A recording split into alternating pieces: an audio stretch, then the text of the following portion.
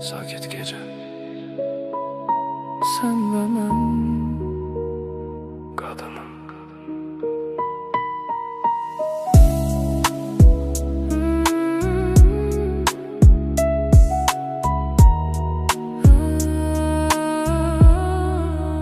Kadınım adında bir yaz gizlenir. Seninle hayat sanki yeniden dirilir. Gülüşün güneş kimi içimi hisidir. Sensiz bu dünya bana boş görünür. Sessiz küçelerde adımlar yavaş. Elim elinde bu en güzel savaş. Senle her anın bir hatire olur.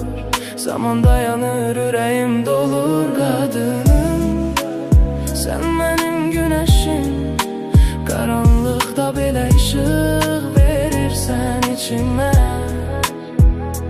Kadınım yaz kimi gelmişsen. Soyuq yüreğime nefes vermişsen.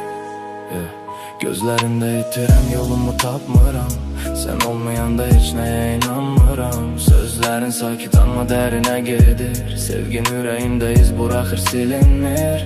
Bu şehir sesli ama biz sakitik. Seninle her şeyde bir məna tapırıq. Ne vaxt düşsem sen beni kaldıran. Kadınım sen benim en saf olan. Yaz külək kimi toxunursan mənə. Hər şey dəyişir sən gələndə. Gecələr belə işıqlanır. Səninlə həyat tamamlanır. Kadınım sen benim güneşim.